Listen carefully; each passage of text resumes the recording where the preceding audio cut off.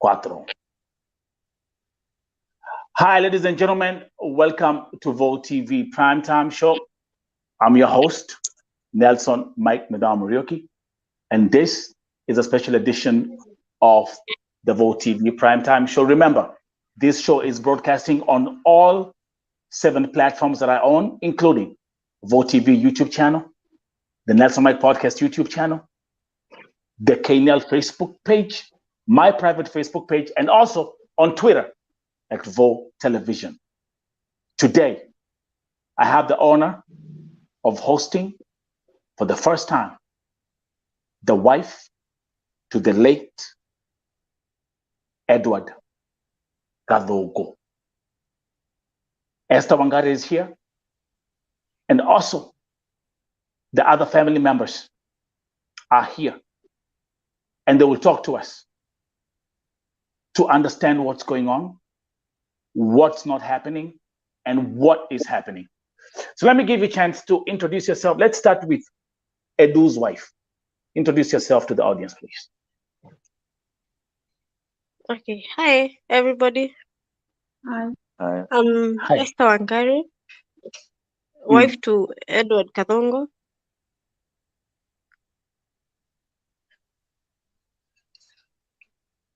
And A where mother are of you? 2 Where? boys. Yeah, go ahead. Mother of 2 boys. 27 years. Almost 28 now. It's not 27. Now I'm Okay. here to say some things. Some things. I'm being told to sign papers Let's get it. Just that are wait, stating. Esther. Let's wait. Yeah. Just wait for the let's do the introduction first. So that's Esther Wangari, Okay. mother to 2 boys. So Edward has left 2 boys. Let's see who is in the middle. All the way in Georgia. More family members Hi. of the late Edward GATHUNGU. Who's talking? No, that Sorry? one is talking. Oh, that is the sister, though. First, let's her say, then I'll introduce the mother. Go ahead, Okay. Lady. Go ahead, Lily. Introduce yourself. I'm Lillian Wanjiro, and I'm her elder sister. I'm the second born in our family. She's our third born. Yes, and the auntie to the 2 boys. Yeah. Okay. Thank you very much. Welcome. So you are both in Kenya. Now let's look at the other family members right here in the middle. Here in the USA, Georgia. Introduce yourself. My name's Kim Jerry. Most of the people knows me as Kim Jerry. I'm from Atlanta, Georgia. Lily and Wangari are my cousins, and we happened to travel with the mother 3 days ago when these things were happening, and we didn't even know how severe it was. But we are here in Atlanta, and we decided to join this conversation today. And I will let my auntie introduce herself so that you can know who she is. We all actually hail from a place called called Kebiko, Idanga Village. Okay. Near Wangige. I would let my auntie also to take one thing or two. Okay. Auntie, welcome to the show. Introduce yourself. Okay. Hi, everybody. I'm Mary Wamboi Wakahio. I'm currently visiting Kim here in Atlanta, Georgia. As he said, we came here 3 days ago. When we left, it was on 12th, and it was told GATHUNGU is critically ill and in ICU in Saudi Arabia. So we left when he was not yet gone. But on landing in Atlanta, the following day we heard that he has been removed from machine. So we are not whatever is making me stranded is, was he removed from machine? And other things that are happening, they are very confusing to me. So I came here to know exactly what's happening. Okay, thank you very much. The story of Edward GATHUNGU has captured the attention of millions of folks on all social media platforms. and there's been an outcry because another Kenyan has died in Saudi Arabia. Let's start with the wife, Esther Wangari. Esther Wangari, tuambie, hata hapa by the way mnaweza ongea Kiswahili. Hapa tukikuja hapa tunaongea Kiswahili, tunaongea kila kitu, mikorogo yote tunaongea. Nataka Esther utuambie. Let's start with when Edward alitoka Kenya when kwenda Saudi Arabia. Last year October 26. Last year October. Yes. Okay. Alafu na umesema mko na watoto wawili. Yeah. When Edu left for Saudi Arabia, what was the motivation for him to go? Nini lisema Edu alamka akasema I have to go to Saudi Arabia. What really inspired Edu kwenda Saudi Arabia? Let's start from there. Okay. Watoto wake wakae maisha mzuri. Yeah, advance to lifestyle kidogo. Okay. Na alikuwa anafanya kazi gani alipoenda Saudi Arabia? Ni kazi gani ilimpeleka huko? Yeah, okay. Yeah, hotel. So alikuwa chef. Yeah. So he was a chef. So yes. Actually, again, remember, ladies and gentlemen, this is the issue, the story of our brother Edward Gathungu. We are here. I'm here with the family, the wife Esther Wangari, and the other family members here who are right here in the USA, Kim, and the other auntie. Let's start with what is not clear. Esther Wangari, the floor is yours. Take your time. Tuambie, what is not clear to you as the wife to Edward Gathungu? What is not clear to me is why I'm being forced to sign papers of his organ removal. Yes. I was being pressured by those by the Arabs, those doctors who are with him. They pressured me, but the family came in, and now the pressure is coming from his family side. Yes, sign. Yes, I don't understand there. Cause so let sielewi juu ni mama yake na uncles zake. Wow. Though wanasema wanataka the financial benefits watapata from there, kama kutransportiwa mwili na mambo kama hiyo. Another thing I don't understand is why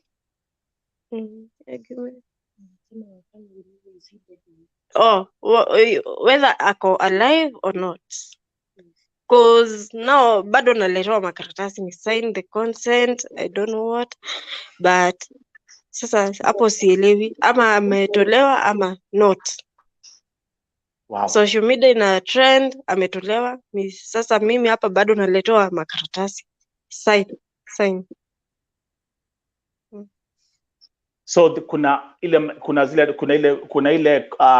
by the way, I will let me show the viewers what Esther is talking about. Again, ladies and gentlemen, welcome to Vote TV Primetime Show. This is another segment of our brother Edward Gathungu. With me here today for the first time, this is the wife, Esther Wangari, and also the other family members on the right, Kim and the other auntie. Wacha nionyeshe watu the document you're talking about, ile ambao unafosiwa wanakuweka pressure usign. Let's start from there. And actually, once I show the document, I'm also going to read what the document says to the viewers. Are we ready? So that's the document right here. Okay. The viewers, let me just show you a copy of the document. That's the document that the wife anawekwa pressure to sign. And I will tell you exactly. I will read out the document to the viewers as we proceed. Now, let me go back to Georgia. Georgia, Georgia, tell us from your perspective, Well, from our perspective, it really doesn't make sense. When I was leaving, I was with them in the airport. When we were leaving, and I mean, it was like I overheard this guy boy was in an accident, he's in ICU, and people pull through the ICU. People have been in ICU for 27, 30 days, 2 months, even 3 months, and so they pull through. The other thing which is not clear is that it is an accident. Where did it happen? When? How? Where? You see, you have to ask those questions if you are smart enough to ask those questions. Another thing that doesn't really make sense is that why the rush of signing this document, forcing this lady to sign document, and actually you don't see them, and why the rush to put even her name and make sure that she actually look like there is beneficiary, which apparently she's not. Actually, as a matter of fact, she's not. Also, I'll make it very clear.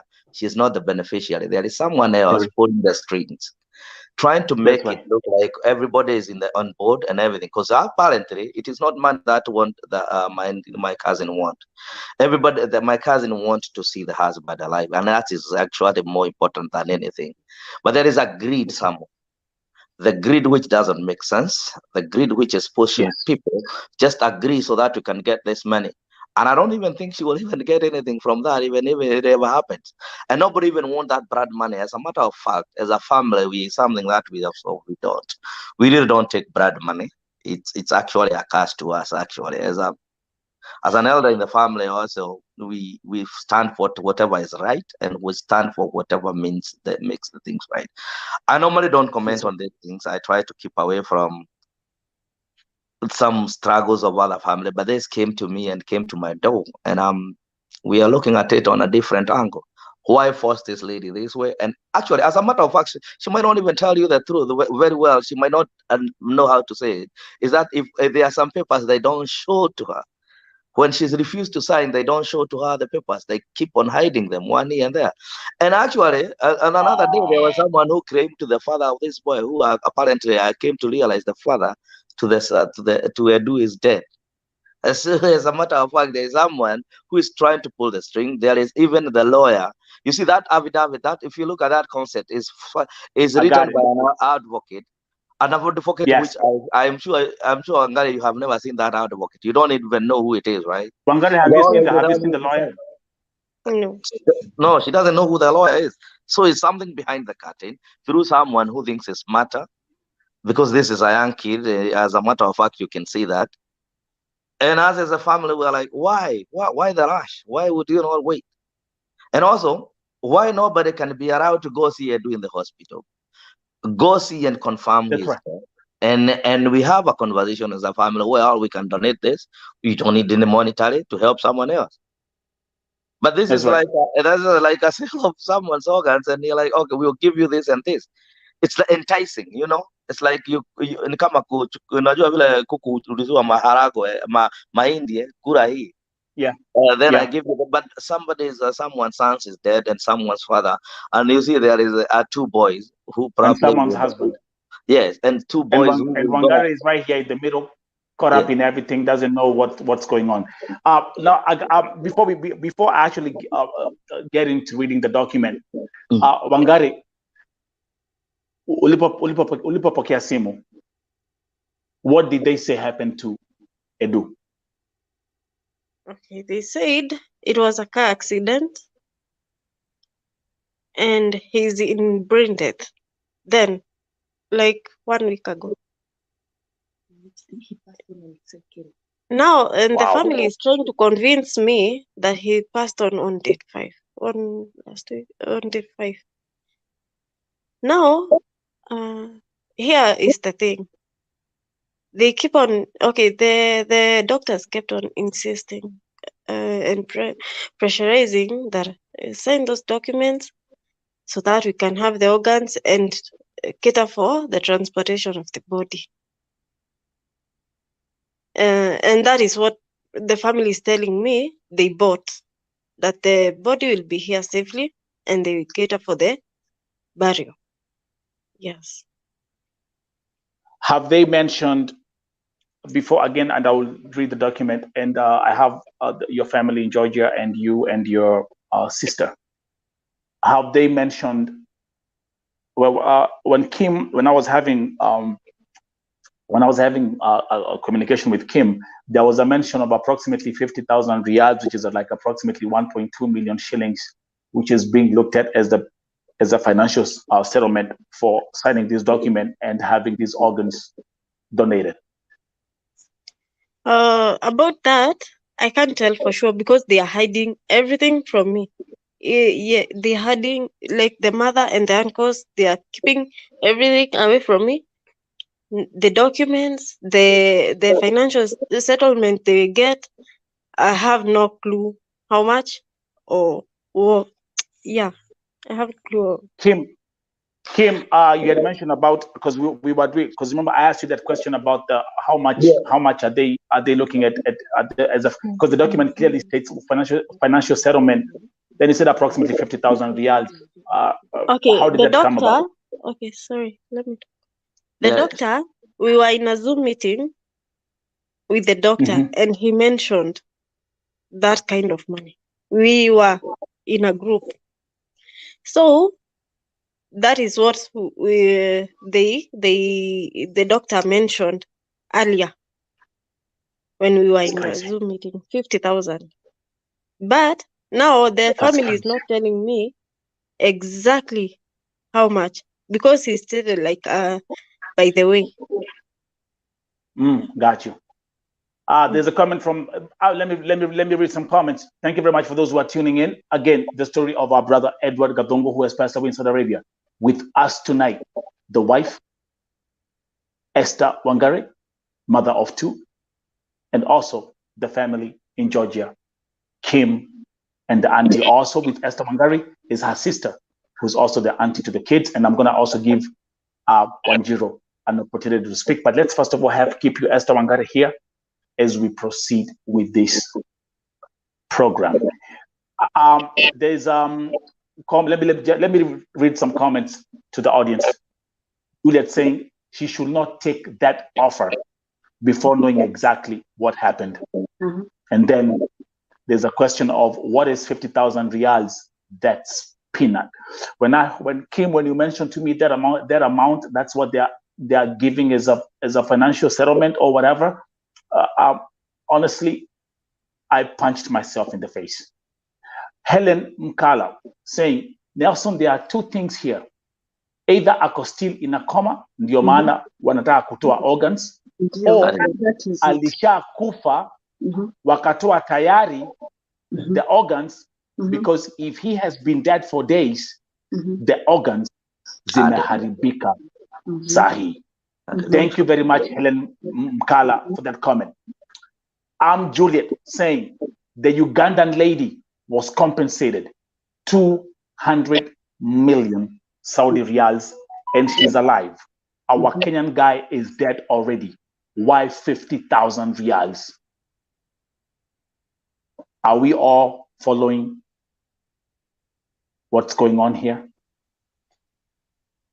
I want to talk to the auntie in Georgia. The mother. The mother. Yeah. Yes. Sorry. Mama ongea. Okay. Mimi kitu kimenichanganya sana ni vile nikitoka kule GATHUNGU was in coma, and they also talked that he's brain dead but in ICU. So on reaching Georgia, we were told, and then in between, they were kind of saying they want to remove the guy from machine. They be given consent. And then later on, I heard he kind of still in the machine and in coma, but now the consent is about removing the organs. So I'm kind of confused. Is he still in the machine? If they have not removed and they are still waiting for consent to remove, or can he be waited to see what can happen later if he's still in machine? Or why can't we have somebody from this Kenya going there to see what is happening to Edward? That's another thing. And I also remember before I left Kenya, Esther had gone to see some embassy offices in Nairobi, And they wrote a letter that she has not consented in either removing from machine, neither from removing organs. So what happened? I'm also in darkness, in the dark. Do I know? Wow. I still can't say now Gathungu is dead, because it's kind of, according to that letter, they first of all talk of brain death. And then they later talk of removing organs, consent to remove organs. Then later they kind of talk about the body. So how is Gathungu? Is he still brain dead with organs? And then he will be, of course, removed, and he will now become the body, and they bring it here. So I'm stranded. I want to be clear. Okay, you being the mother-in-law, let me say I spoke twice with the mom today, actually yesterday, depending on how you look. Yeah, it's already past midnight, and the mention was Gathungu is dead. Also remember. So again, that's yeah. So actually, I'm trying to see if there's a way that we can get her on the phone, if it's possible. This is Vote TV. It's about being transparent. But I can hear that behind the scenes there are certain things that have not been clear. Esther Wangari, who's the wife, is actually being pressured. It's like people are not on one page.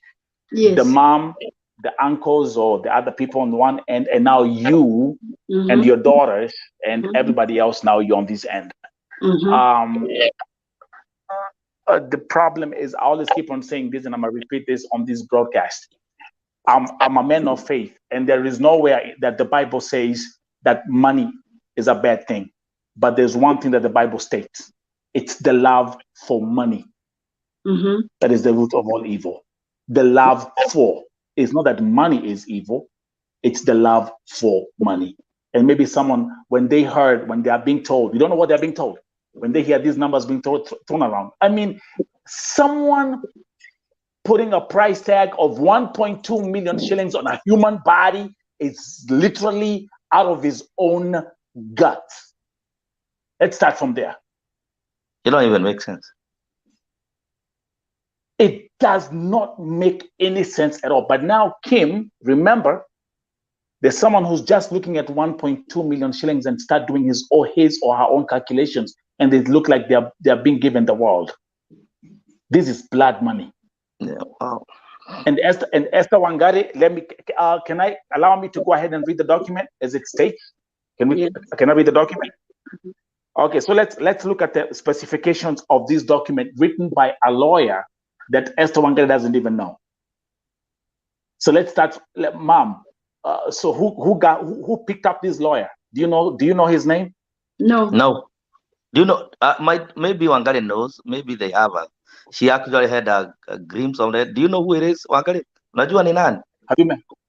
Umepata lawyer? No. They are refusing me to consult anyone or come up with or talk or do anything. The family. And listen, and you are the wife. You're the wife and the mother to the kids. According to the concept, you can read. It says very well. Okay. I want to do. So let's read this. So let me read this document that I've received. This is the document that the wife was being forced to sign, or is being pressured to sign. It says before it's written by a general power of attorney. There's not. I don't even say the names here. But anyway, let me proceed. It mentions John Kifugi Gathungu. The age is not mentioned. Says father deceased. Then it says Margaret Wanja Kibugi. Let me actually come here. Give me 1 second. I'm gonna put it here. So I mean, people cannot. It's good. It's kind of blurry on the screen, but I'm going to read this document. That's the document that I'm reading. Margaret Wanja Kibugi, 62 years old. That's the mother. Is that correct? That is correct. And then Esther Wangari Karaoke is being mentioned as the third person on that document. 27 years old. The wife. Now, all residing at village Kimbichiku location, Kafete County, Kiambu, Kenya by nationality. We are legal heirs. In brackets, head injury, brain death. Edward Gathungu Kibugi, son of John Kibugi Gathungu. Saudi resident identity number is being mentioned here. The passport number is also mentioned. In Saudi Arabia, who is brain dead, who is, sorry guys, I have to correct this document as I proceed because there are like a million grammar mistakes. But anyway, in Saudi Arabia, who is brain dead in Al-Man General Hospital, Riyadh, Kingdom of Saudi Arabia. We are hereby authorizing, listen to this. Mm-hmm. We are hereby authorizing Margaret Wanja Kibugi, who is the mother of brain dead among us, to sign the consent deed on behalf of us for organ donation, and also authorized her to do all formalities. And we are authorizing the company and Saudi Arabia Embassy to take steps and make all arrangements for the transportation of the dead body, Edward Gathungu Kibugi, son of John Kibugi Gathungu, to Jomo Kenyatta International Airport, Nairobi, Kenya. Guys, let me actually get up to that point. Let me bring you guys back here. Let me tell you what's happening. Esther Wangari, you as the wife and the mother to the kids, you have no rights to anything being mentioned in this document, because the sole authority is being given to the mother. I've never heard anything like this in my life. That's where greed starts.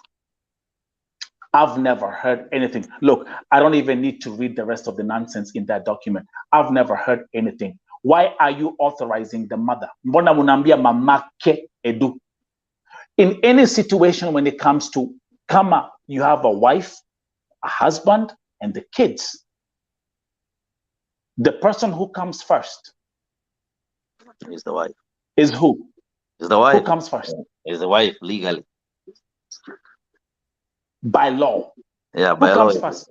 Wife. Let's read some comments as we proceed. Wangari, Helen Mkala saying, the Arabs, they know that Africans are poor the moment walikubali hii offer, itakuwa business sasa, because they'll have known our hunger is on money. Helen continues, they should be careful, anaweza sign na asipewe anything, na hakuna kitu atafanya. I was about to say that point. Because they can't come to Saudi Arabia, kudai, ati maybe documents ni fake. Allow me to say that the document does not even have the name of the lawyer who wrote that document. It could be a template from Google. You never know. That's a drafted document. But now I was given the original one. It's kind of different, and it had the stamp. Okay. Yeah. Okay. Do you have the stamp of the lawyer? Do you have it? No, they have it. Now they gave it to me, and then I said no, so they took it. Oh, this is crazy. Yeah, they took the original document. When you refused to sign, they took it away. Yeah. When they gave you to sign consent to remove organs, you said no, and then they took it away from you.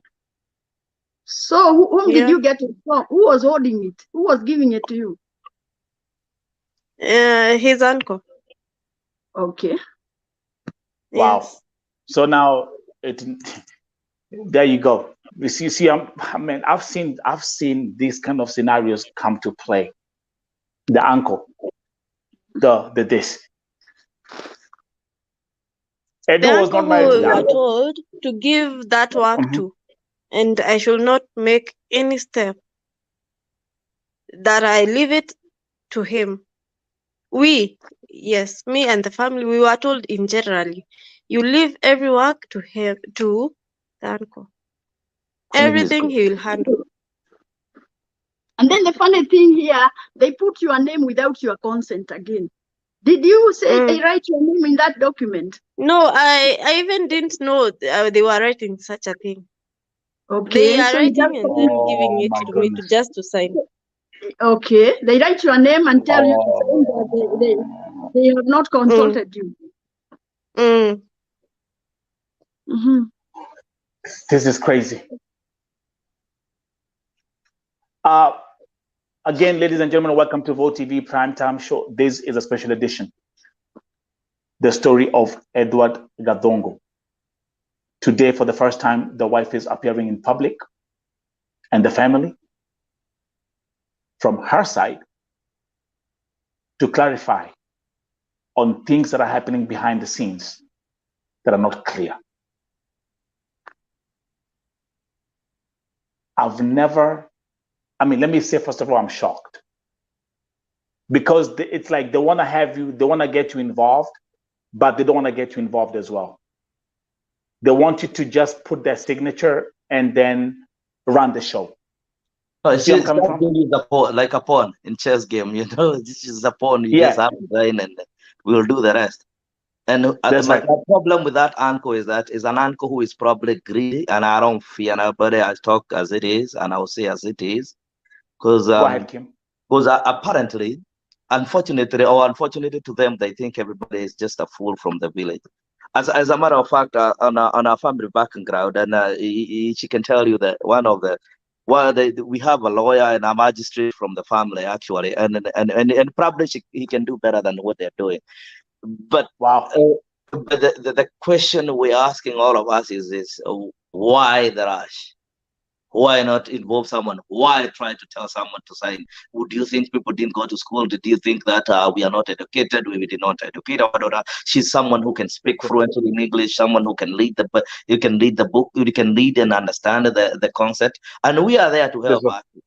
And the problem I have with that is when people start trying to manipulate others because they think there is greed of money. And we see this is the 62 years old woman probably doesn't even know what exactly is happening to.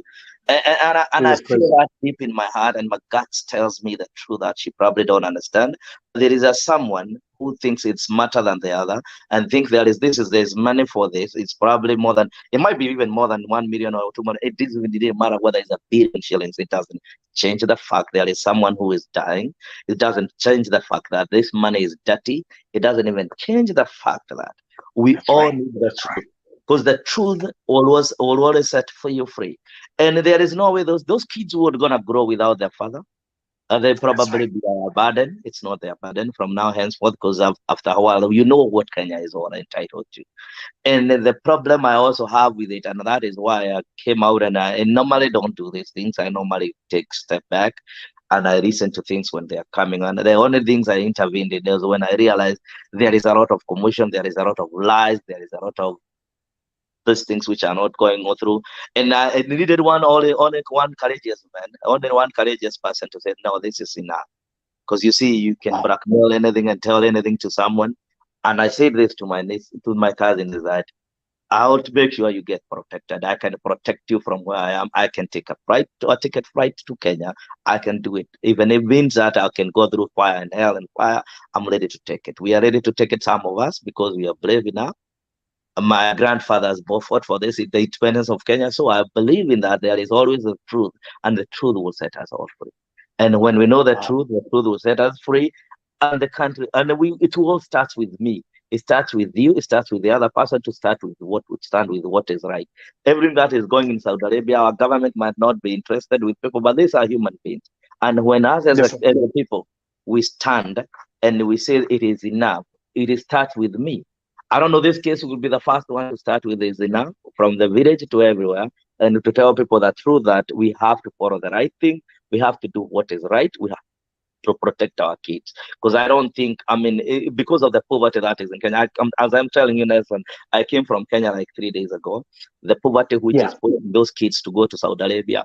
Apparently, even if you broadcast every day and trying to tell people not to stop doing it, they're saying better die when you're still trying to find something to eat. A hungry person cannot hear, even when you tell them there is fire, and they can find something to eat. Somewhere down there beneath, even the river is taking people, there is fire coming out of there, they'll still go and try to eat, because food is scarce everywhere.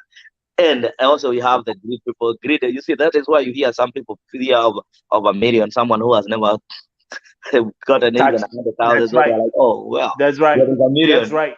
I am That's gonna right. be part of it. I'm gonna control it, and I'm That's gonna right. make sure I take this million to myself. I don't even think That's they're right. considering about the kids. They're considering. I mean, because if something that is gonna, I mean, well, some of us don't like blood money, and we don't even entertain it. But even if there was something that was being compensated for, even accident, it should go to the kids, because the kids are too young. They need school, they need everything, but someone doesn't see that. They only see what they would benefit from for themselves, not for the others. And that is what we are condemning tonight. Let's get to the technical part of the story. There are certain things that happen, and you question yourself: is this just a mere coincidence, or are these true accidents? Let me go back to, and I'm going to show you something, Esther Wangari and the family, as we proceed. Let me show you something here. Give me 1 second. I'm going to show you something here in a minute. And also, let me ask you: can we share this with our families who can do? Can those people in Kenya can share this on their family, on their? I don't know how they can do it, because we want everybody in the family to see this. To watch. So that, yeah, sure. I'm gonna inbox you the public watch link on your messenger right now, and then you can share that with your people. Is that possible? Yeah, that's very possible. Okay, let me do that right now. Just give me 1 second, Ed, as we get to the next segment. Also, I would like, is Lily Wanjiro still there? Yeah. Yes, I'm still here. Okay, Lily Wanjiro, I want to hear you as the auntie to the kids and the sister to the wife. Let me hear you. Let me hear your input to this story. Okay. The first person that was being called was my sister from Saudi Arabia. They called her and told her to go home, join other family members so that she can have an official call telling that she was the first one who found out that her husband was missing, since they were chatting this moment on Saturday, the 1st of October. Then the next day he's missing. He can't pick his calls. After a few days, she decides to contact the person he was living, the roommate, right? Mm-hmm. Yes. And that is how we realized that he's missing and something is up. So I think the roommate took up the obligation to start looking for him and what happens to him. So that was the story. So let's start. Probably a week or so. Yes. Yeah. So actually, walk with us. Exactly. Let's go this thing step by step. Mom, you're there. Kim, I've sent you the link. Unaweza ukashare na watu. That's a public link. Then they can come here and watch, and also they can start sharing in all groups. Let me come back to you, Lily. What I have documented and what has been communicated to me. Edo leaves the house. Says he's going for shopping. Yeah. Okay. To buy clothes. To buy clothes. And they were speaking with the wife, with my sister now. They were on communication. They were communicating that specific day. That specific day? Yes, they had talked. But then after that, he goes missing. He doesn't pick his calls. So it raises an alarm, and she says, oh, by the way, my husband, I can't reach my husband. She was telling me and mom, because my mom was here. She wasn't in the US. Yeah. So it raises an alarm, and she starts talking to Edu's friends from Saudi Arabia. Where is Edu? Where's my husband? So from there, then they start looking for him. Now the problem is now how we don't get how he went missing for a whole week, and they even found him in the hospital. Exactly. And yeah. Exactly. And I'm also going to bring, there's something that we call, and that's the question, the same question. Let me actually bring it back here. Again, those who are tuning in, welcome to Vote TV Primetime Show. Here today, for the first time, the wife to Edu is here, the mother of his kids, of his 2 children. I have the sister-in-law and the auntie to the kids, Lily, is here. The mother-in-law to Edu is here. Guys, we are getting this thing clarified, and we are going to get all the facts straight. Let me come back here. Let me come back to you, Lily. The same question I asked and the same question Kilam to Anauliza. How do you leave the house, go for shopping, go missing for 7 days? I mean, then someone say, hey, come on, man, like, hey, we gotta go and start looking what happened to the, like, we gotta report. Kim, let's look at this thing from the perspective of American standards. Let's break this thing from let's break this thing from an American perspective. Tell the audience, I don't want to speak because you're the family member. Tell the audience, if I left the house as a family member and you don't come back in an hour or two, tell the audience what happens here. You see, whenever you report a missing case person, and everybody, I mean, it's a concern by the government, by the local agent, and every day, every hour goes by. You start. I mean, first you have to check on the jails, everything and everywhere, where this person is. It goes 24 hours. Mostly within 24 hours, they don't even make it as a missing case person. But after 20 hours to 4 hours, 72 hours, it becomes a missing person case. It is well broadcasted. It is also, we start looking for, we actually mobilize and look for where the person has gone. And after a few, if you can't find them from the hospital to everything, the authorities keep on looking for you. It doesn't matter whether it takes years, they keep on looking for you. They don't you don't just go for 7 days. Nobody knows where you are. Nobody has ever even figured out what is going on in your life. And in American perspective, if Edu was in America and he was hit by the car, hit and run, we could be having a visual of something where the accident happened, where the accident happened, who took him to the hospital, when, how, where, and all names would be written, and there is order of everything. So this is what I don't get. How did he end up in the hospital? Was it there a car accident really? That is that. And if it was in a car accident, who brought the guy to the hospital? Even if it was on the roadside. Okay, let's pause right there. Let's pause right there. Lily, do you have information who took Eddie to the hospital? Now that's the problem. The problem is someone called me and told me that Edu was found. He went on Saturday, but was found on Sunday 2 a.m. in the morning. 2 a.m. That is what he told me. Someone from Saudi Arabia. I didn't know who it was, if it was the doctor or someone. I don't know who. He said that he was found on the highway, hit by a car. And I don't know how he was found. Maybe a good Samaritan or someone took his cards and maybe called an ambulance on him. We do not know that for sure. But he was picked up at 2 a.m. in the morning on Sunday, then took to hospital. Nobody bothered to call my sister, who is the next of kin. Nobody bothered. After one whole week, that was when someone called her and told her that from Saudi Arabia, and told her that she should go home, be with other family members, because she's going to receive a call from Saudi Arabia with news regarding her husband. Now, okay, there's a very famous proverb. It's a German proverb that we say all the time. When someone is telling you such a story, you tell them, stop pissing on my leg and telling me it's raining. Kuna mtu hapa anatukojolea mguu lakini anatuambia ni mvua inatunyeshea. Let's break this thing. Let's break this thing like people who have brains and people who have sanity. Yeah.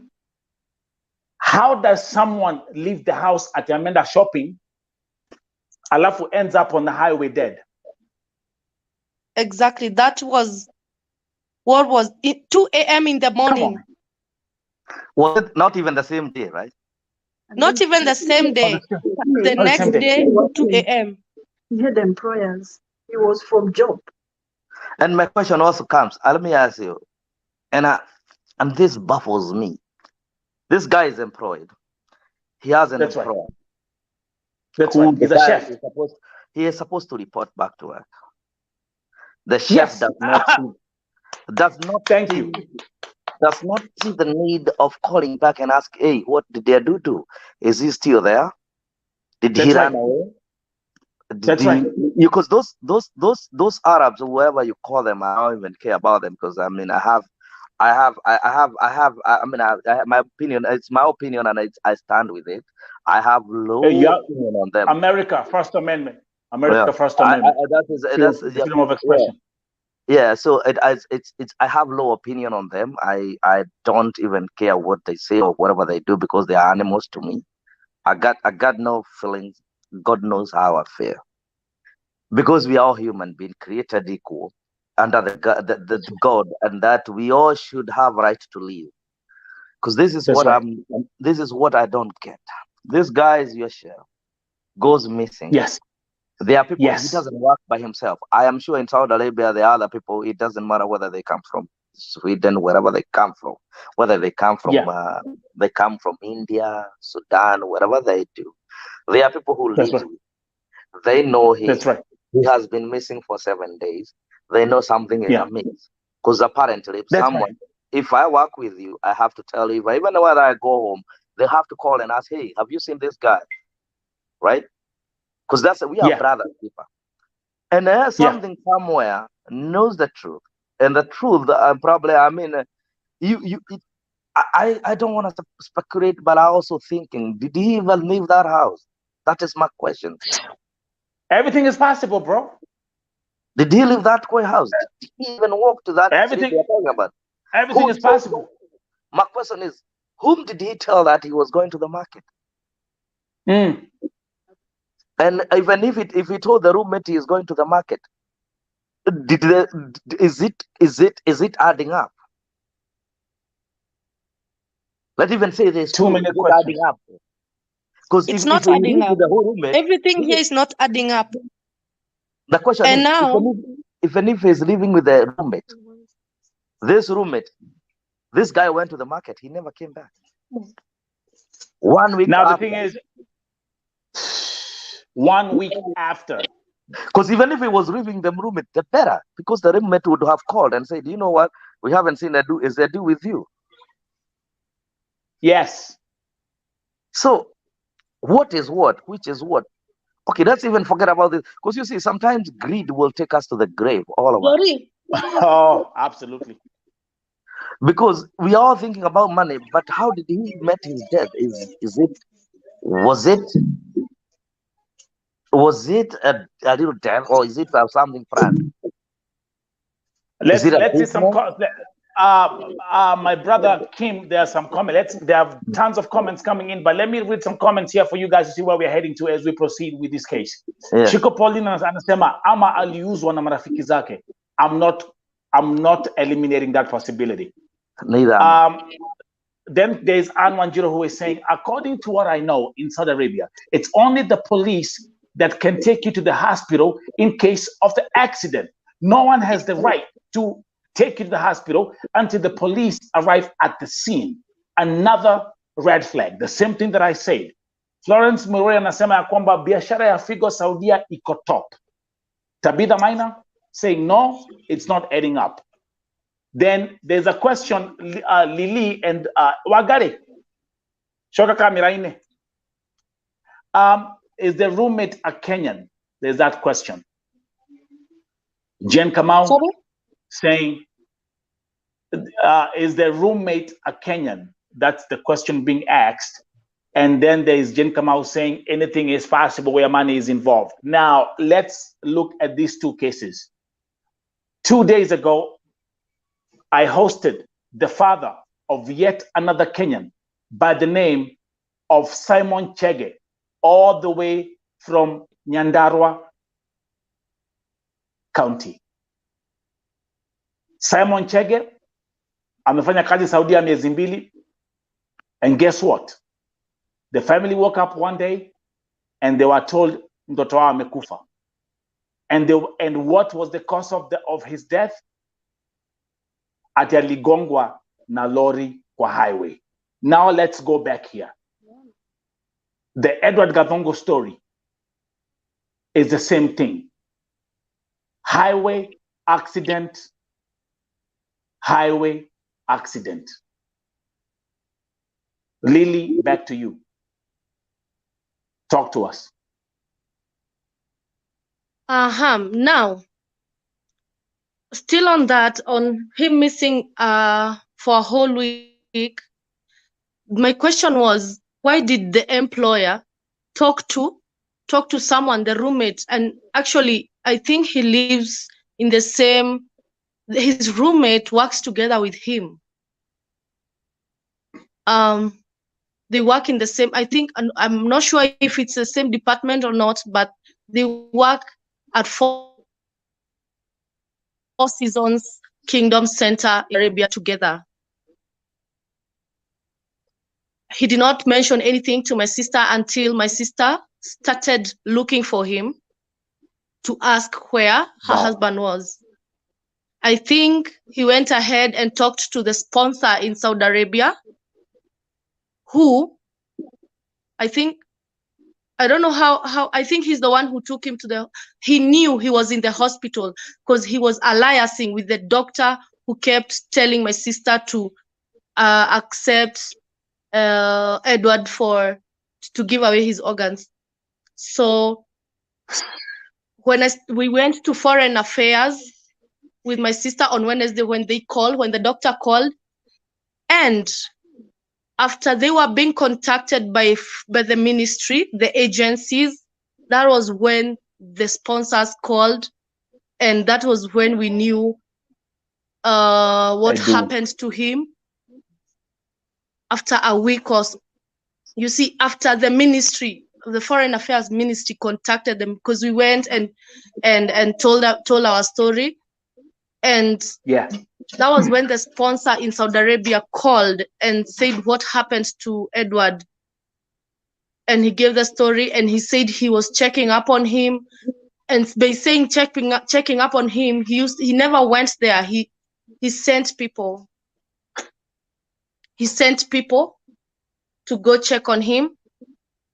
And actually, for a moment, we even formed a group. And the person who went to check on him sent us a video of him. His heart is beating, or was beating at that moment. We saw a video. Probably we should share that with Kim and Mom so that he'll be able to give that to you. I've seen the video. You've seen the video, right? Yes. Yeah. His heart was pumping. But then we didn't know, because he had some, I think it's he had an operation or something. We don't know. Now, the thing is, after following up on social media, we can see people from Saudi Arabia saying that this has been going on. They are hijacking people and removing their organs and doing such things to Kenyans. That's right. It is not clear that if this person already, they harvested his organs. It's not clear. It's not clear if that's why they keep pressurizing my sister to sign the document. The documents, so that, because maybe they are already done with that. Yes. Yeah. Probably. We are not clear if maybe.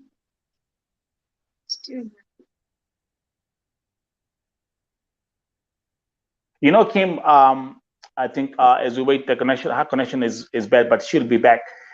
You know, Mom. Yes. You as when your mom, when mama can do, you are the mother-in-law. You are the mom. Mom to Esther. Yeah, hata Edu. Ni mtoto wako? Edu ni mtoto wako. Yes, ndio. He's my son-in-law. Yeah, the son-in-law. Yeah. Tukisikia hizi mambo zote, when we hear all this, listen, we are seeing red flags everywhere. Like when I look at Edu's story, we are seeing red flags all over the place. Kim is here. Listen, the public court is here. Let me read this comment from Teresa. This case doesn't add up. Number one, I believe Edu had roommates, if not flatmates. Why didn't they report when they noticed that he was missing? Number two, the company that education worked for should be investigated. The same thing like Kim is asking, how do you miss work? And this guy wasn't just working for a random company. He was working for the Four Seasons. He was a chef. You know what a chef does? A chef cooks. If you miss for 10 minutes, if you show up on your shift, 10 minutes, they're looking for you all over the place. Yeah, to me, it doesn't make sense. Never will. I mean, now, everyone who's here is saying it doesn't add up. Na nakwambia, let them know. Let them know. This is Vote TV. And here at Vote TV, I don't operate from a perspective from using my physical strength. We cry out to the government in heaven. And when God shows up, everything that is being done or has been done in darkness will come to light. Yes. Who am I speaking to? All of us. Who am I speaking to? Yeah, you're making. Who am I speaking to? We're talking about heaven. Who am I speaking to? We are all there and hearing and trying to bring this raffle into and to entangle this problem here. So that, prayer warriors wako hapa. Prayer intercessors wako hapa, my friend. Yeah.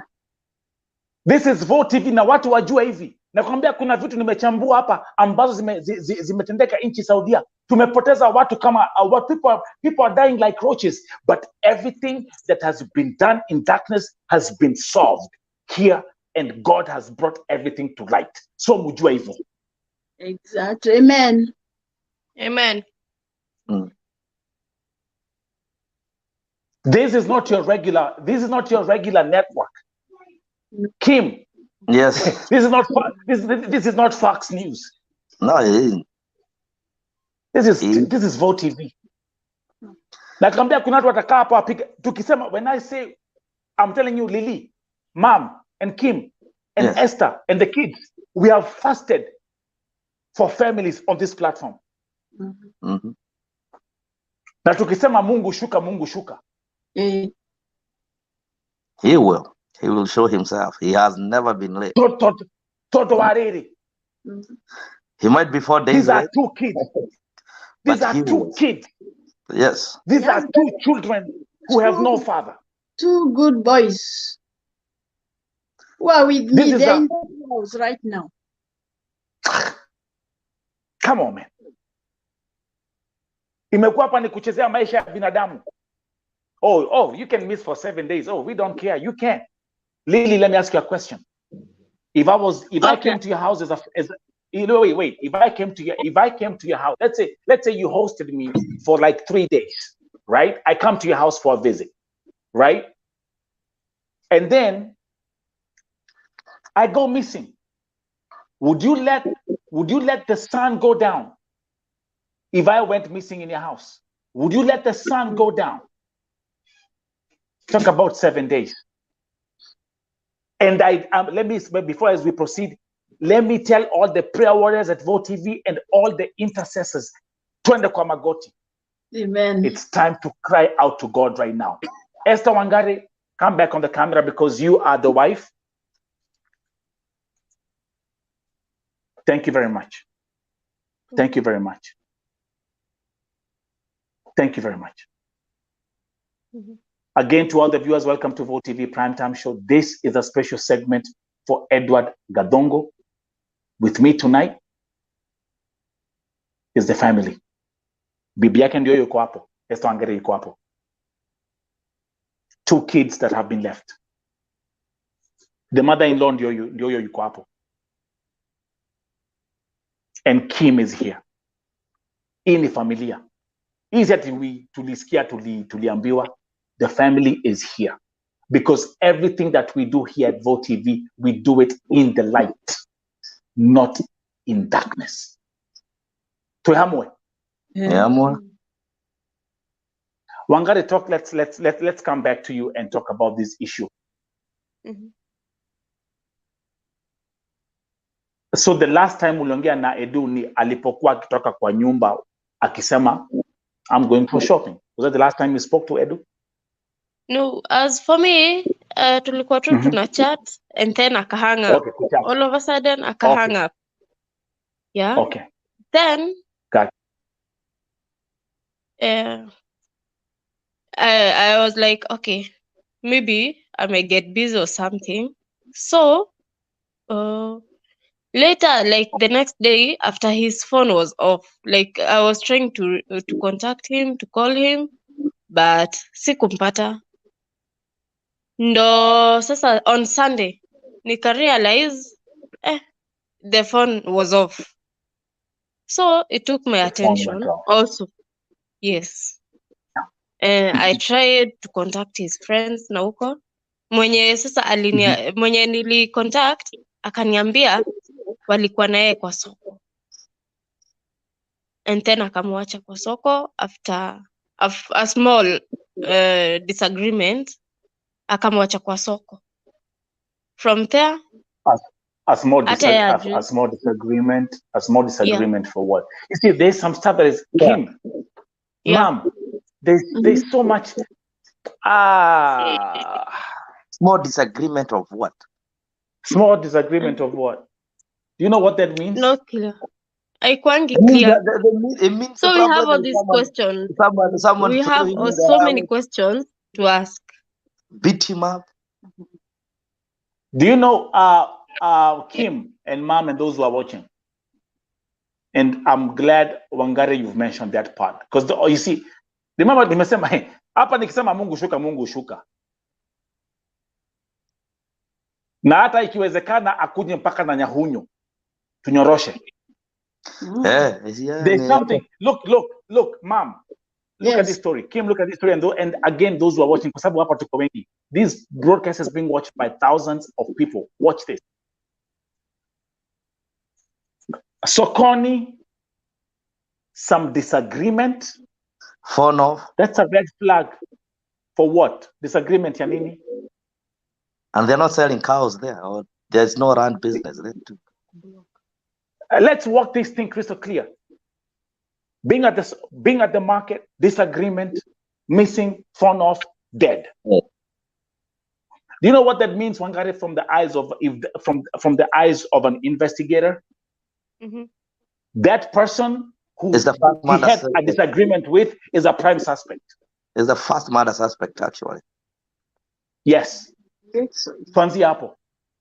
Na kuna kitu nilisema hapa jana. Go and watch what I said yesterday. Kuna kitu nilisema hapa jana. And those who watch the broadcast at 9:30 p.m. last night, mnakumbuka nikiwaambia, mimi sitakimbilia hapa kutupia Mwarabu kumwekelea kusema ati ni Mwarabu. Nilisema, don't be surprised, Wangari, if the people that are involved in the murder of your husband are his closest friends, roommates, flatmates, people who knew him. Workmate. Na mimi sikudanganyi, workmate. Disagreement ilikuwa ni ya nini? We don't know. Let me ask Wangari a question. And I'm tending now to get even more confused. Huyu roommate alikuwa nani? Ni wa huku kwetu? I don't know because niliomba contact yake from Edu's friend. Aliongea Kiswahili, Kizungu? Yeah, Kiswahili, and even I have the audio call. Yenye alinieleza how he went missing. Can you send me that audio call, please? Send me that audio call. I'll give you. Okay. You have it recorded somewhere? Because it doesn't If you make have sense. it, It doesn't add up. Uko nayo? listen, Yeah, come on, now, I have it in my phone can you, because I'm using Lily's phone right now. okay, can you Send it. play that recording? No, play that from your phone to Taskia. Play Okay, it from let your me phone. open it. Okay, let's listen to this. Again, and by the way, for those who are watching, welcome to Vote TV Primetime Show. This is a special segment for our brother, the late Edward GATHUNGU. Na hapa, I'm here again. Nakumbuka hata even now, even when you are saying the late, it's an allegation because we don't know yet. Yeah, exactly. That is what we actually. That is why we are still confused. Because Is it the rate? Yeah. He's brain dead. No, here it is. Okay.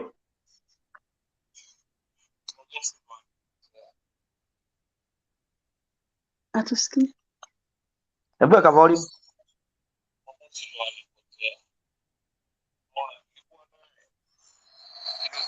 Okay, we can't hear it. Do me a favor. Wagari, do me a favor.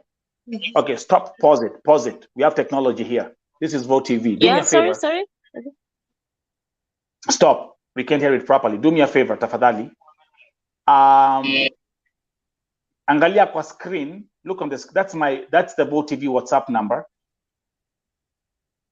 Forward that recording right now, and I will play it from my system. If I play it from my system, tutasikia kila kitu ambacho anasema. Okay. Yeah. So look at that number. It's on the screen. It's +1. It's +1. Plus. Number. It's on the screen.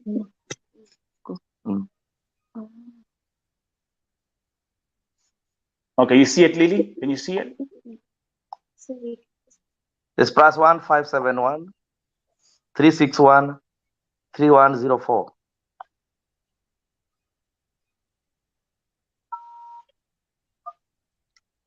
Nakwambia mam rekegwire nidakira mutigathangae no turikie show no muthi tukirikia haha akorwa tuonetie uhoro uyu wothe etagwo Ngai akimcheza na niambia atu I can see the prayer warriors are here na tukienda kwa magoti things will become clear. So like now, Kim, give you an example. The story of this disagreement, for me already, that's a red flag right there. I didn't even know that part until today, and I'm like, there you go. Nimekwambia nini? That sounds more sounds more peculiar than I even thought. The other thing I don't really get is this: why are we lashing for money? Yeah, sorry. What is the lash for money? What is more important? Is it a dead body or a living person? Even the Bible says it's better to have a living dog than a dead lion. It's crazy. What is it that makes people feel that money is more important than all these things? Because if you never know the truth, and we will keep on losing other people. This might be the end of the death of our people in Saudi Arabia. Men now used to be women, now is men. And now look at it. Now, the young age of 28, 29, 30, men with a good health. Yeah. Why? How? Wait a minute. Healthy. Are they walking in the middle of the highway? How? I mean, I don't know the Saudi Arabia highway. Because I mean, I know even in. I mean, if I were to talk about Atlanta, Georgia, you cannot walk on a freeway, on a highway. Yes. But you can't even close the highway with your. Because apparently this guy is going to the market, and I don't think he goes to the market in the middle of the highway. Again, guys, let's come back to this thing. Let's come back to this thing, Kim. Like you said, a young Kenyan, Edward GATHUNGU. Okay, didn't even finish 1 year in Saudi Arabia. But again here, another one. Look at that. Do you know how old Simon Chege is? I don't know, but I guess he's not even 30. The same way. My brother, this young man is only 24 years old. Yeah, he looks like him, and he is healthy. had good kidneys, had good everything. Every organ is working. That's right. Yeah. So I mean, so this for me is already this for me right here is a red flag already. Everything I'm hearing is a red flag. Now let me tell you something. If, for example, we had let's come back here. If someone said, okay, Edward GATHUNGU has died because he got sick, something happened, whatever, okay? And then let's say this guy here was hit by a car, okay? Then we'll be like, okay, this looks genuine. But how do we have two Kenyans, young, with the same story of being hit on the highway? This again for me is another red flag. This let's go back to Edward GATHUNGU kwenda sokoni, disagreement, thrown off, 7 days missing. No one is asking questions, not even his own employer. Then the next thing, pressure, the wife assigned contract za kudonate organs. It's too much going on here. This is a mess. It doesn't add up. Kim, in sewage. Yeah, and it's leaking. These are leaking sewage, and we need everything cleaned up. Wagarena Madomira. Yeah, we have tunatuma. We've sent it to mom. So mom, you can just look at it on your phone. Ametumia mom. Mom, look at your phone. Yeah. Yes, ameweka kwa simu ya mom. Anasema hivyo. Iko hapa. Unasikia? Yeah, but no, it's not gonna be loud enough. Let me share it with you. Okay. But send it to my WhatsApp.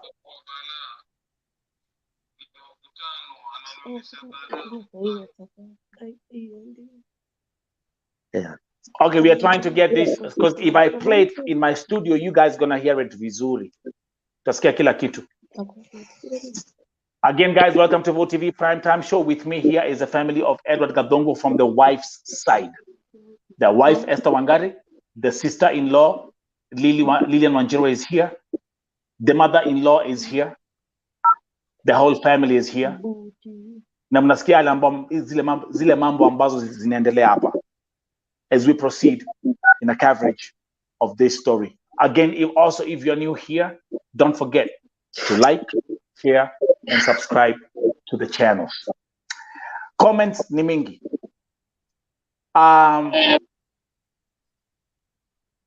Kuna comment ya Jane Nduta ambaye anasema, fellow Kenyans, kuna maombi Apostle Kimani ana plan kupanga about Kenyans in diaspora. Tujiunge pamoja. Only prayers will help us or will save us. Tafida Keiro saying, Gai mwadhani, Mungu shuka sasa.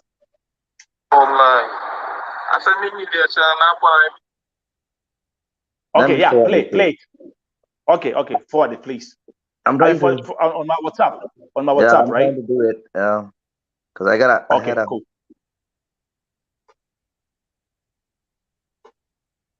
Lily Wanjiru, back to you.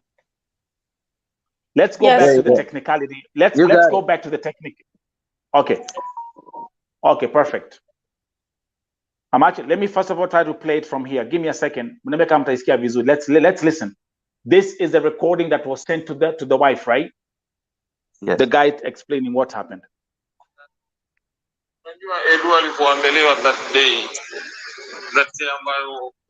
Guys, the first 2 milliseconds. Listen to this. Me sijasikia. Sikizeni, guys who are watching, the exclusive audio that was sent to the wife by whoever was with Edu on that day. Let's listen. Sasa unajua Edu alivyoambelewa that day ambayo amelosi, kwani Jumamosi ndo alipotea. Unaona, nilikuwa naye hiyo siku, nilikuwa na itu sawa, aambia nipeleke base nyingine, kuna sehemu kwa nguo, aliniambia nimpeleke. Tumeenda, mimi pia nikasema tutanunua kitu yote. Amekunywa kidogo lakini yuko sawa. Immediately tulipofika huko ikakuwa balaa, ni mavutano, ananionyesha balaa wallahi. Nilijaribu kumcontrol mimi, nikajaribu kumcontrol mpaka ikakuwa dakika ya mwisho ni kama vita. Na ukiangalia sasa hiyo ni place kwa soko nini, jamaa ananiambia wewe na huyu jamaa hiyo mavutano mtashikwa na polisi nyote. Aseka kwa dakika ya mwisho bana, mimi ninamkuta nikamtie kwa taxi, ikawa yani ni ngumi, ni vita wallahi, ni vita. Na tumetoka naye yuko vizuri, tumefika naye huko bana, amebadilika, sielewi ni tembo vipi hiyo, amechange. Ilikuwa kibarua wallahi.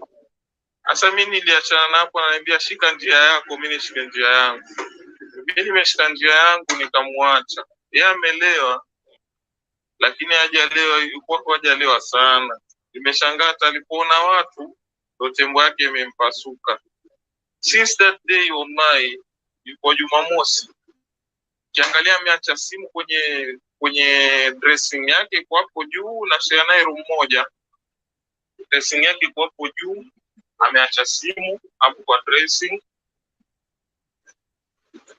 Yani ameondoka tu hapo na ikama. Lakini nimeripoti kwa manager wa housekeeping hapo nyumbani kwetu, amepigia simu hii kampuni yetu watamtafuta kama alishikwa, kampuni ndio itamtafuta huko police station. Kwa tuombe Mungu tutakuwa sawa. That doesn't happen. So simu ilienda wapi?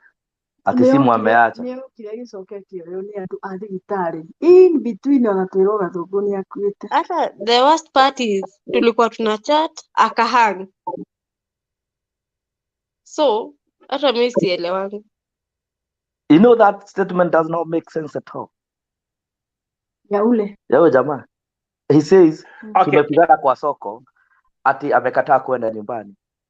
Then at the end of the day, simu nakwambia hata iko hapa. How? Did it have, ilipata miguu? Ikajipeleka, ikawekwa juu ya dresser. Now, that if give me wait a minute. Listen. Am I mad or did I listen well? Do I have a mental breakdown? Am I understanding the conversation? Ni mimi sielewi Kiswahili ama niko na kasoro?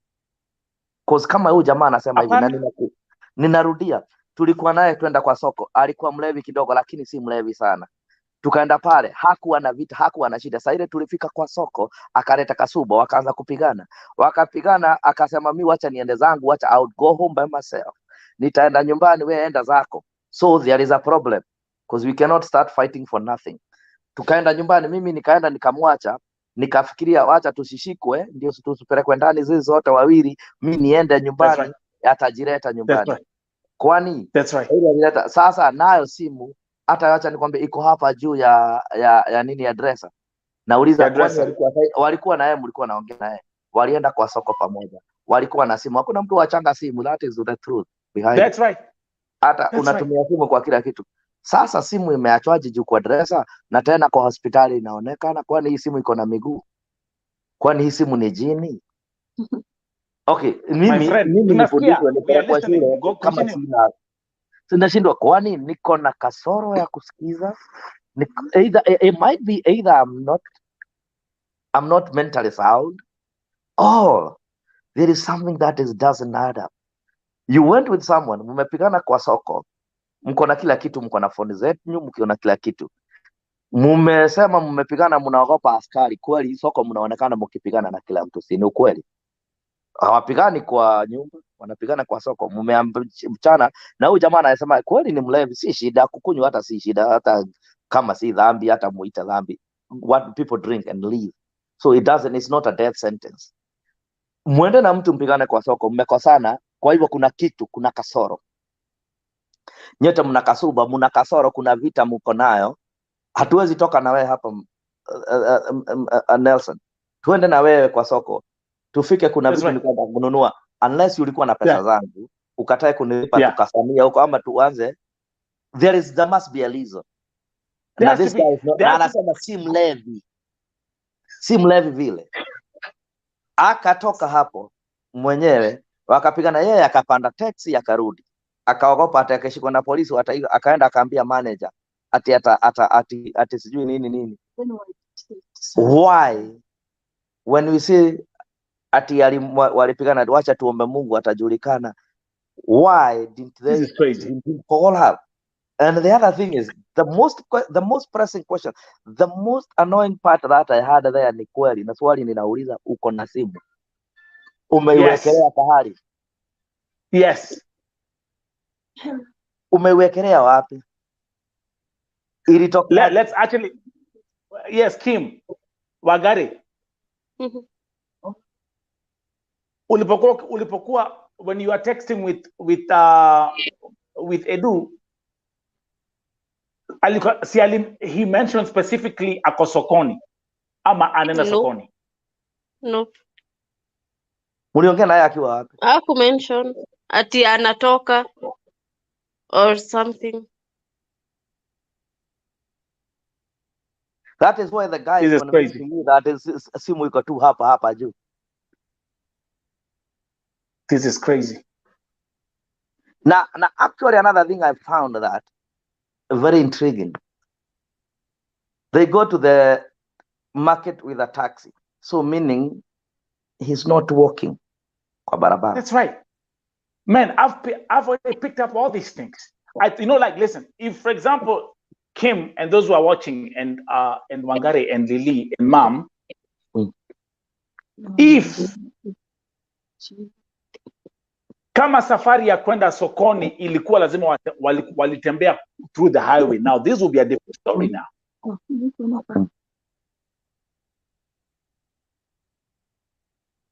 Kama kwenda sokoni ilikuwa kwenda sokoni lazima tutembea through the highway. And by the way, in America we call that jaywalking. I don't think even in Saudi Arabia they walk. It's actually a little bit far. It's hot too. There's a lot of stuff. If this was here, wacha nikwambie Wangari and Kim, huyu jamaa angekuwa sasa anakula pizza na R. Kelly. Waiting to tell a story. Because here they don't play. Kuna vitu mingi sana hapa. Na hizi Wangari and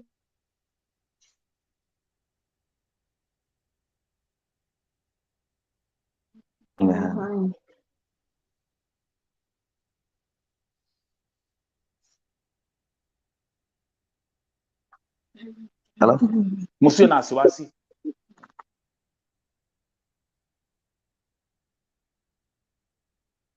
Everything will come out here. Tumeanza tayari.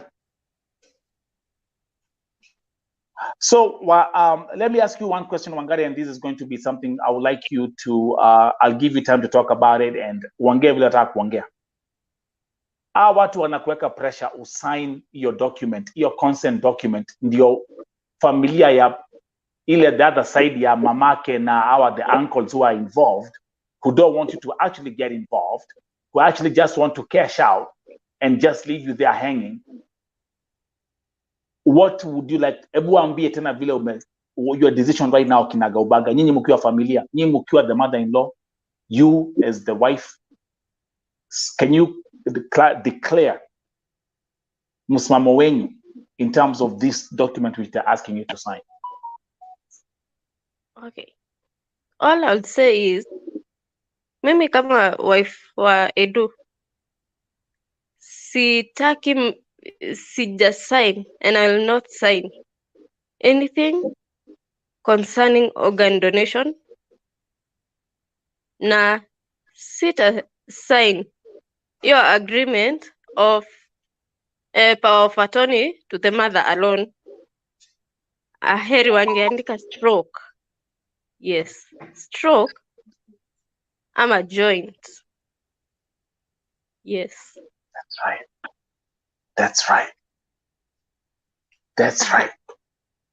Another thing I would ask, if the government inaweza nisaidia kuingilia hii story, because hata mimi inanichanganya sana sana from beginning to right now. Yeah. That's right. Serikali iingilie kati, aende angaliwe state yake, na kama wamemtoa na mimi sija sign, they answer.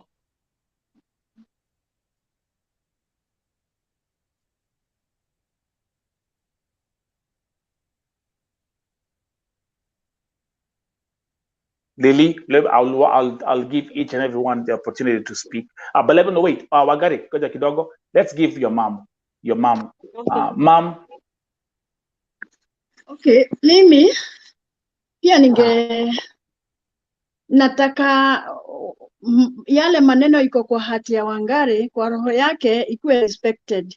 Kama hataki kufanya hizo signatures zenye zinaenda kusema adonate viungo vyake, because pale juu wanasema ni brain dead, and I had seen several brain dead who kinda they were, if the heart is beating and he's still in the machine, can he be given time?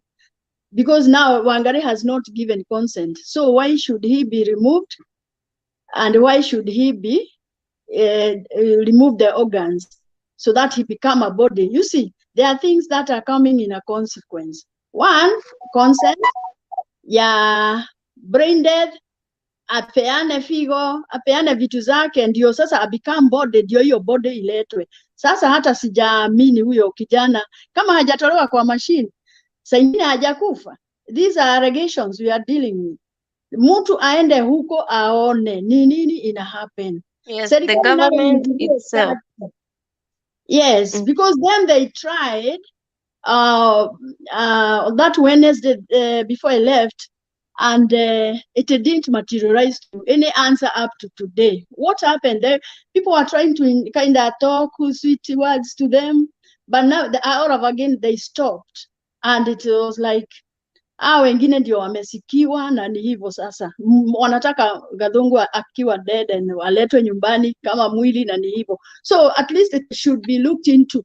Now, by the way, I know there is a sister who is in Saudi Arabia, that same Riyadh, na inasemekana hajakubalishwa kwenda kuona brother yake. Wow. Kwa nini brother kwa hiyo Riyadh ati na ameblokiwa kwenda kuona how Gathungu is? Because huyu anaweza kutupatia answer, if not somebody else going from here to that particular place. Kwani hao waajiri wao wako aje?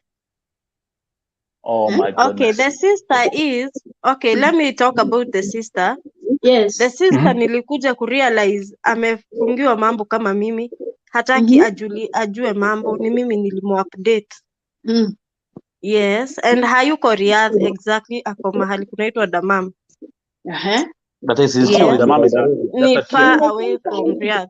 It's far. But it's far from Riyadh. nilijaribu jana kuambia I contact the sister, but they were like, no, you can't do that. You can't tell sister anything. She's not here. She can't help you. But she's there where yes. You don't need a fright. Ako huko Gathungu ako. Atuambie Gathungu bado ako kwa machine ama ametolewa na akakufa ama ako hai ama whatever is happening na hajatolewa hizo. But the sister, you say okay, mom, the problem with that country is sister hakubalishwi kutoka kwenye ako. By? Yes, by the employer. Domestic work. She's a domestic worker. Yes. That is That's the main Arabia. problem. I know angekuwa, mimi namjua, angekuwa ashaenda. But with the when the government interferes in the embassy, they can release anything and they cannot do anything. Yes. I believe there is always what can happen, Kim, in this case, on behalf of the family, is because Edu is a Kenyan citizen. They should get a Kenyan embassy official to go to the hospital, confirm, look at everything, give the family a call. In this case, you are the direct next of kin. But now si hapa kuandika ati mama yake ndio the one who's authorized. They are pushing you out and now putting the mom to be the one in charge. Nimeingia na mama yake Edu jana, and allow me to say this, unfortunately, she doesn't seem to have any clue of what's going on. So they can, like Kim again, so they can throw all kind of trash in her brain just for her to go, like, okay, let me just go with the flow. Yeah, actually, she lost a son, and she's confused. She's angry. Ameambiwa hiyo brain dead ni kifo. She doesn't understand anything. She's 60 years old, 62 years old. And she's been convinced not to understand, not to hear from my side. She's been convinced not to listen to me. Yeah, and there you go. And that's where the battle starts.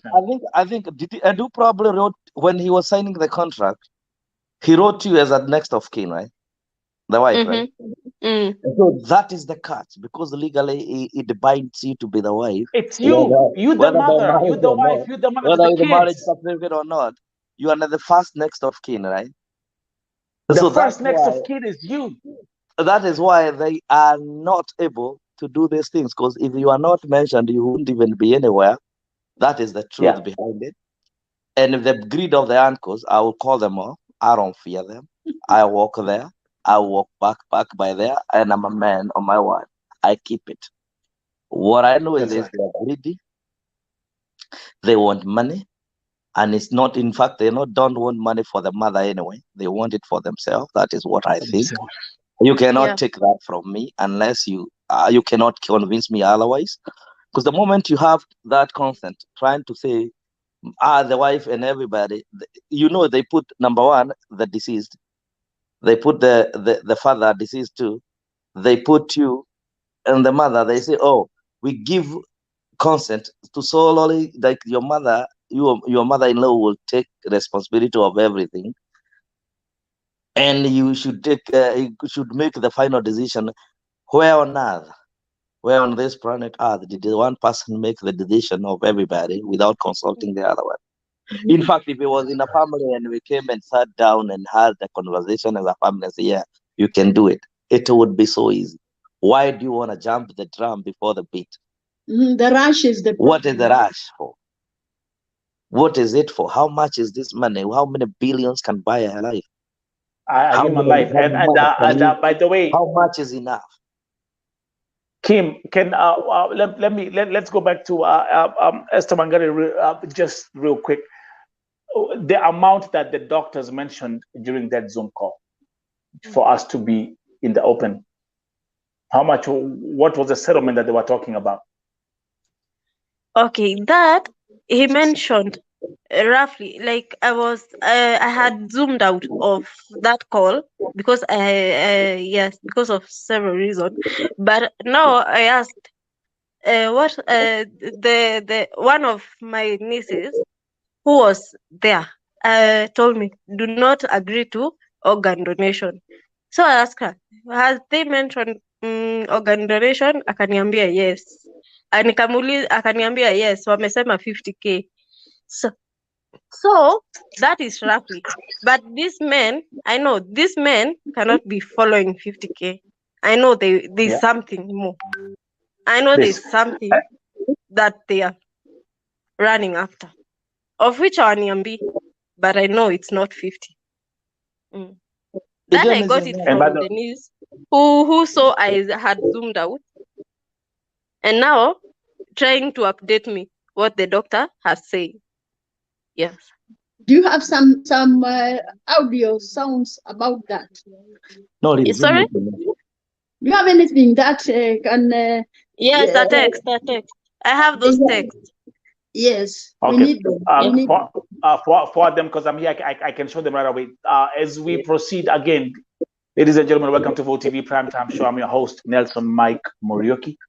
Today, a special segment, a special feature of our brother Edward GATHUNGU, who I will from now on mention the term who is brain dead in Saudi Arabia. Exactly. Right here with the family. I like it that way because it has not been confirmed. They are still requesting for consent to be signed, and they are not yet signed. Esther has not signed. Right. Yeah, so it should be investigated. What is the state of that guy? That's right. Again, as we proceed, the wife, Esther Wangare, is here, the mother to the two children. The mother-in-law is here. And also, so Kim, Edu will call you what, uncle? Most probably cousin, because this is my cousin. Cousin. Yeah, this is my cousin. The cousin is here. Yeah, this is my cousin. So Edu will call me cousin in one way or the other. So let's go back to everyone who's here, those who are tuning in. Again, let's play. I want to play this audio again, the one that was sent to the wife, explaining what happened at the market, the fight that happened and all that stuff. That's what I want to play. Guys, give me 1 second as this thing loads up. Also, I'm going to request you, Wangare, please, if you can, kindly send any communication that you've received. Upper in the Vote TV. Yeah. This is a platform of transparency, so they can see it. Everyone can see it. And CCTV can show everything if we follow up. That's African Warrior. Sarah, pesa na moyo wa mtu ni nini? That's a very good question. The same thing we are all asking here. And for Christ's sake, 50,000 reals, give me a break. Let me come here. Let me play this. I'll play because my stuff is loading up. But unajua Edu alikuambelewa that day ambayo amelosi, kwani Jumamosi ndo alipotea. Unaona, nilikuwa naye hiyo siku, nilikuwa na ipo sawa, nipeleke besi nyingine. Kuna sehemu wa nguo aliniambia nimpeleke. Tumeenda, mimi pia nikasema tutanunua kitu yoyote. Amekunywa kidogo lakini yuko sawa. Immediately tulipofika huko ikakuwa balaa, ni mavutano, ananionyesha balaa. Wallahi nilijaribu kumcontrol mimi, nikajaribu kumcontrol mpaka ikakuwa dakika ya mwisho ni kama vita. Na ukiangalia can we pause there?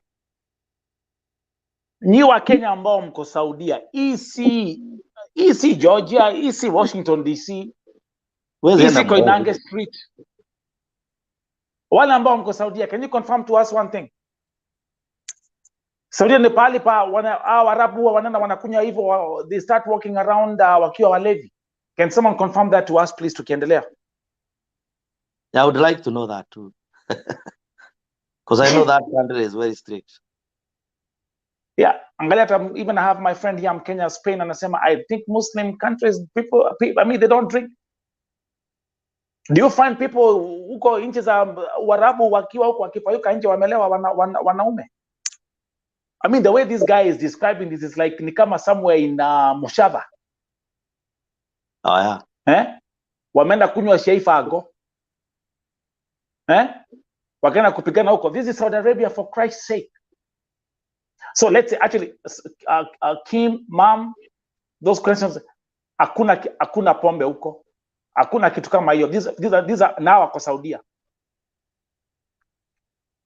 So can we confirm that part? Can we confirm that one kwanza? Everybody say, I can see people commenting here. Hakuna pombe huko. That's a lie. Yeah. Kuna kitu kama hiyo. So let me bring this thing back again, how he starts the story. Sasa unajua Edu alikuambelewa that day. Kuna pombe, everyone is saying kuna pombe. Amelosi, kwani Jumamosi Jumamosi ndo alipotea. Unaona, nilikuwa naye hiyo siku, nilikuwa naye tu sawa. Aambia nipeleke base nyingine, kuna sehemu hapo kuuzwa nguo, aliniambia nimpeleke. Tumeenda, mimi pia nikasema tutanunua kitu yote. Amekunywa kidogo lakini yuko sawa. Ilipofika huko ikakuwa balaa, ni mavutano, ananionyesha balaa wallahi. Nilijaribu kumcontrol mimi, nikajaribu kumcontrol mpaka ikakuwa dakika ya mwisho ni kama vita. Keep looking at the comments, okay? Vita, na ukiangalia sasa hiyo ni place kwa soko ni. Jamaa ananiambia wewe na huyu jamaa hiyo mavutano mtashikwa na polisi nyote. Aseka kwa dakika ya mwisho bana, mimi namvuta nikamtie kwa taxi. Ikawa yani ni ngumi, ni vita wallahi. Ni vita, na tumetoka naye yuko vizuri, tumefika naye huko bana, amebadilika. Sielewi ni tembo vipi hiyo, amechange. Ilikuwa kibarua wallahi. Sasa mimi niliachana na hapo, ananiambia shika njia yako, mimi nishike njia yangu. Mimi nimeshika njia yangu nikamwacha. Yeye amelewa, lakini hajalewa, yuko hajalewa sana. Nimeshangaa alipoona watu ndo tembo yake imempasuka. Since that day wallahi, yuko Jumamosi. Kiangalia ameacha simu kwenye dressing yake kwa juu. What is that? Utembo wake. Umesikia? Utembo wake. What does that mean? Mtembo wake umepasuka kwa Swahili? I think it's talking about busted. Utembo. Tembo ni mimi nimeshika njia yangu nikamwacha. Yeye amelewa, lakini hajalewa, yuko hajalewa sana. Nimeshangaa alipoona watu tembo yake imepasuka. Since that day wallahi, kwa Jumamosi kiangalia ameacha simu kwenye dressing yake kwa if I'm not wrong. Then this is the part ambao tulikuwa tunasema Kim, the part ya mambo za simu.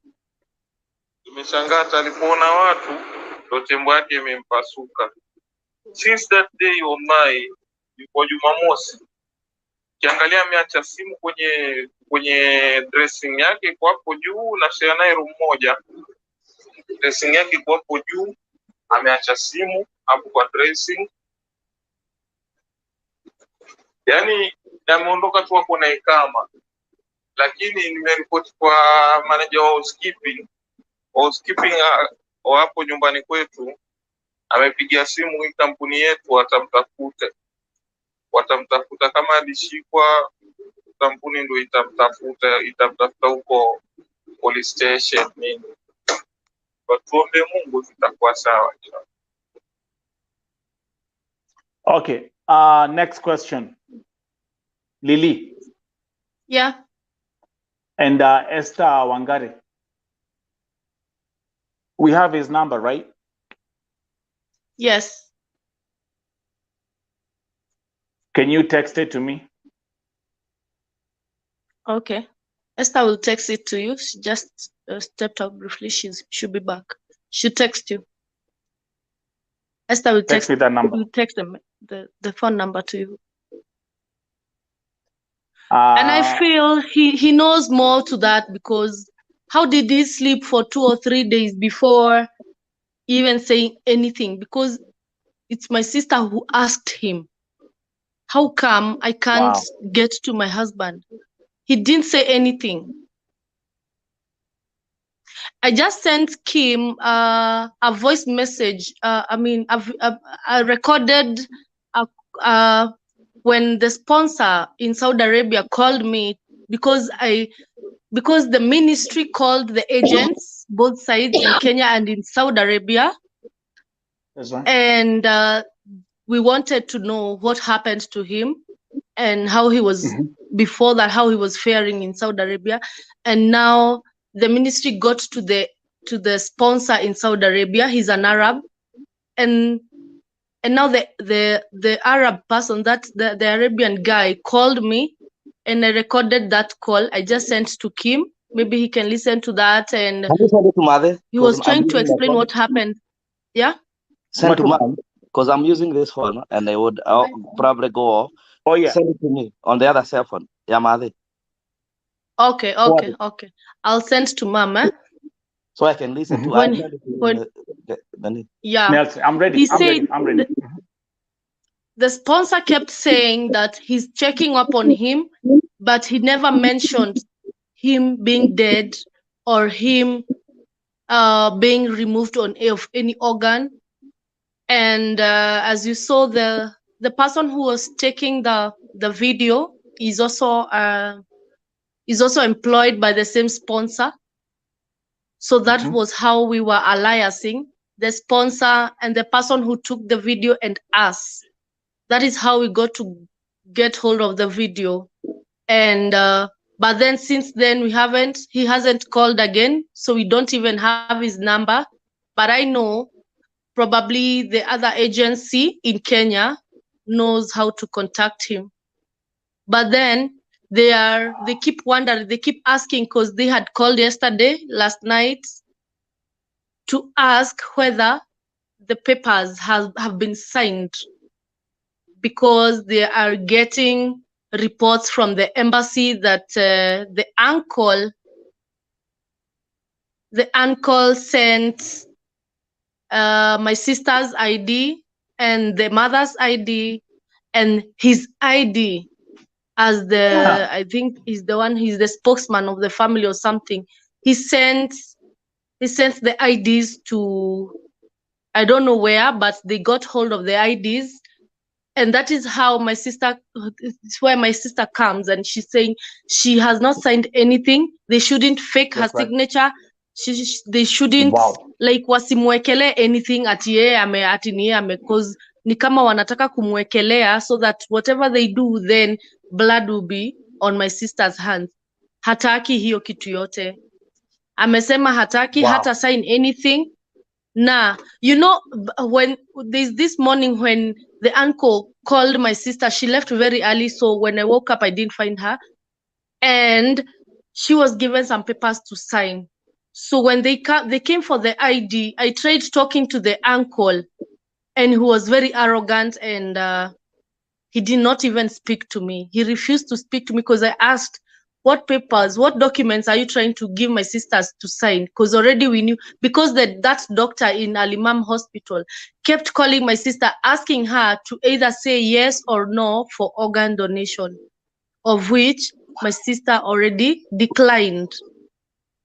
I don't know why the uncle keep, first of all, we already wrote an email to the ministry asking them not, pleading with them for the Al-Imam Hospital not to switch off the ventilator, because they kept saying they need the ventilator. This person is as good as dead.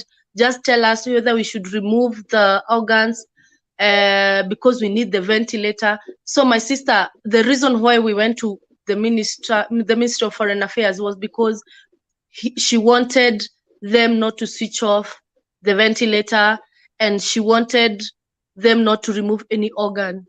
So how the other family, the uncle went behind and overruled and over her plea, and now they are ready to even receive the body next week. As I was there yesterday and I heard what they said. Probably they are done with every documentation on Monday. I think it's because my sister has not signed anything. So they think between yesterday and today, my sister will have signed the documents so that by Monday they can go to Ministry of Foreign Affairs, Diaspora. That's good. That's right. And they can give the documents so that they can be allowed to remove the organs and bring the body home. Now, if I was asked, I would say that they should respect the decision of the wife, because she has a say in all of this, because she's the one who is being left with the children. two great boys, 7 and 5. Wow. The children actually keep, they can, because I think they can even sense something is not right, because now they started asking about the father now. We don't even know what to tell them. We don't even know whether he's alive or not. We don't know anything. You see? And everything is just being navigated by someone else who does not even care, because I think there's more to that 50,000 or whatever. There's more to that. So why don't they allow Edward to fight for his life? Because there's a reason why, if his heart is still pumping, why doesn't they allow him to fight for his life? There's a reason why he's not dead. There's a reason why. People wake up. I have seen people waking up myself. I have seen God working miracles even in my life, you know. That's right. That's right. So that is what my sister is asking. Why the rush? Let them stop rushing. Let them wait. Because the sponsor said he's not asking for a single dime. He's going to take care of everything. So I don't know why the immediate family is in a rush. So we would like, yes, they are rushing, and there's no money that is being asked. Nobody's asking for money. The sponsor said he had insurance, so automatically they are going to take care of every hospital bill. But then we need someone that can be trusted to go and check on him. That's right. Or to check on what is remaining of him. And nobody has accepted. I mean, my sister has not consented in any organ donation. So let them not remove anything.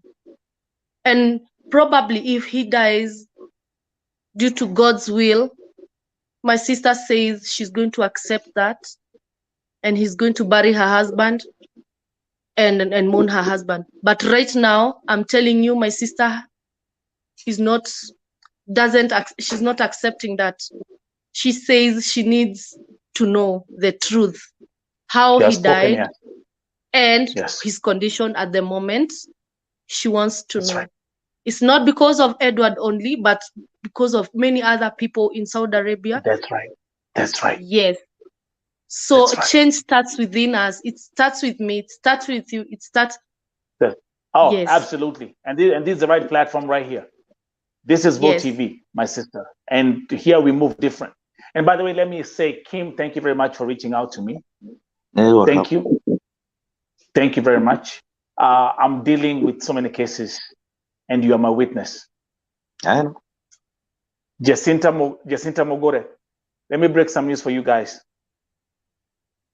Thank you. Mwili wake utapelekwa Kenya. Please do something.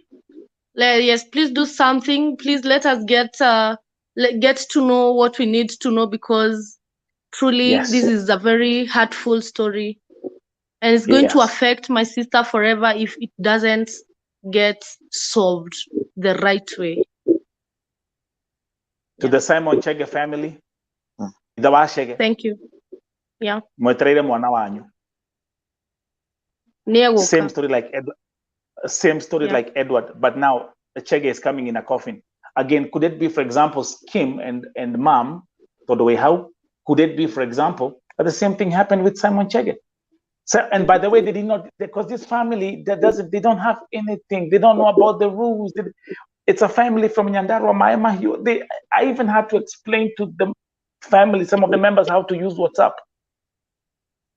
How are they going to follow up with this kind of story? So, for example, after maybe someone like Simon Chege was still breathing, and they just decided to put the machines off without the family's consent, without asking the dad, without asking the mom, because where are they going to start from? Yeah, because you see, the problem I have with them, if there was nobody who knows how, and someone who is insisting on things to be done right, probably this would be the same case. Unfortunately, this time there is a family of people who are not just people there. We have people. We might not have money, but we have people who are educated. We have lawyers in the let me, family. We have even magistrates in the family. We actually can. That is why you see the uncle is trying to rush things, because he knows sometimes some of us are fire, and we breathe fire, and we mean what we say, and we don't compromise on corruption and things that doesn't add up. If it was something that was adding up, if the guy was dead, it was an accident, he was in the mortuary, in the morgue, and we are trying to mortuary and we're trying to raise money, that would be a different thing. But in this case, this goes to the market, to Tembo Umepasuka, because someone threw him or somewhere. Probably he's not even hit on the head. Probably he's nimeona mtu akiandika utembo, probably he's talking about the stomach. So who says someone who is broke the stomach is even tushaiona watu hata nini imetoka, the instantaneous are out and they are taken, that they are fixed back, and someone goes on with his life. That's right.